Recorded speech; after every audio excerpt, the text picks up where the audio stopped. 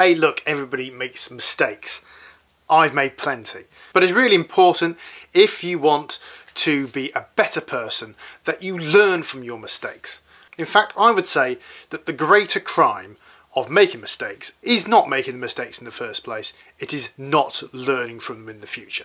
There are plenty of examples of disasters which have happened, such as fires and problems in stadiums and other things like that, where there's been loss of life or lots of people injured, and what you'll see is governments and big organisations making reports on what went wrong and how we can avoid those problems in the future.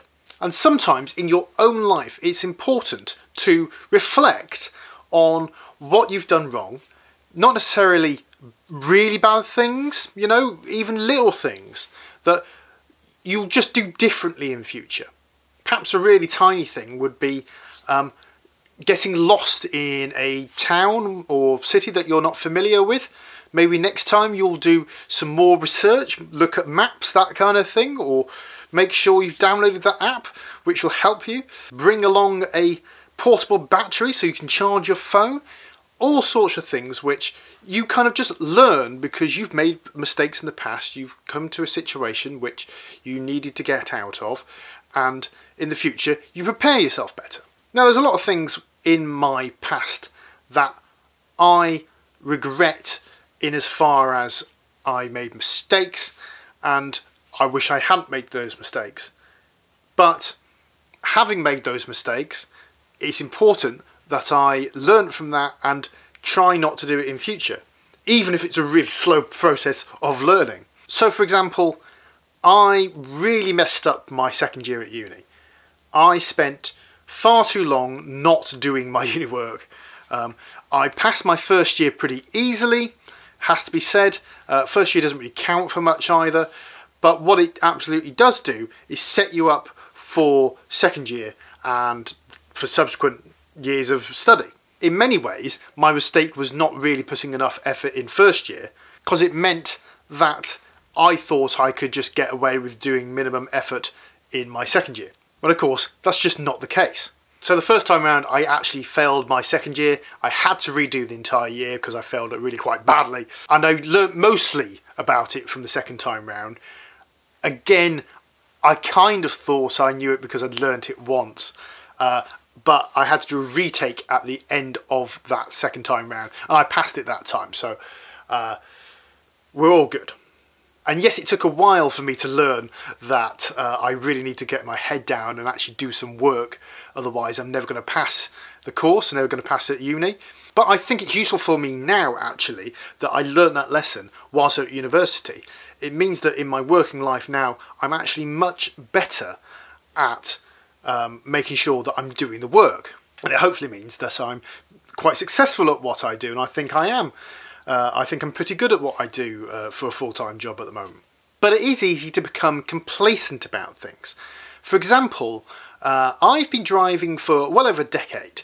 I passed when I was 17, which was great. Second time, by the way. I think people who pass second time are the best drivers, obviously. And for all that time I've been driving, I had never got a speeding fine or any other kind of driving ticket. One or two parking fines, but nothing major, that's for sure. But at the end of September, I was driving home to Devon from Manchester. I was moving out of my place in Manchester for good and taking all the little stuff that I didn't need here in London to Devon, to my mum's house. But I got caught on the motorway going south through Bristol area on the M5, going at 82 miles an hour, and the speed limit is 70. Now, if it's your first speeding offence or your first speeding offence in a while, you can be put onto a course to learn, basically. Learn a bit more about speed and how it affects people and the road and that kind of thing. And I will be on one of these courses in a week's time. And you go on this course rather than pay the fine and get the points on your licence. But as far as the police are concerned and the government, they would rather, that, especially for first-time offenders, that they are educated about why they did was wrong, rather than just get the punishment. Now there is consequences, you've got to pay for the course, it is less than the fine, but you still have to pay for the course. But obviously you don't get the points in your licence, and the police, because you've done this course, don't prosecute you. Now being the geek that I am, I do actually know quite a lot of little laws that maybe people don't know about driving on the road. So there may be some of it which I kind of do know, but I'm sure there's a load of it which I don't know. It'd be really interesting to find out. It's just the kind of person that I am, and it's really important that I learn that and perhaps should watch my speed in future, or at least don't go speeding through that section on the motorway where the speed camera is. Just to round things off, one of the more major things which I've learned kind of recently is not to overload what I'm doing at any one time. I found that actually over the last month, whilst I've been doing NaNoWriMo, writing this novel, which may or may not get finished, and doing YouTube, which I was never going to give up, and of course doing a full-time job, and potentially going out and seeing friends every now and again, doing events, that maybe I'm spreading my time a bit too thinly, and that I'm doing so much that I don't really have enough time to relax. So I mean, I was supposed to be writing for a few more chapters on my novel this weekend, and I had time to do it, but I just couldn't.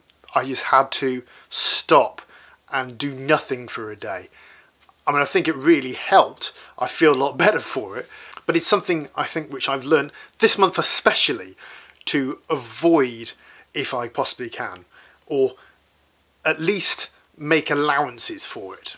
So yes, I'm always learning, and hopefully you are too.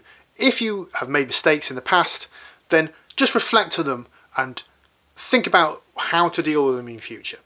I hope you enjoyed this video. If you did, give it a thumbs up just down below. Subscribe because I make videos every single week, and if you want to, there's another video just in the sidebar there which you can watch now.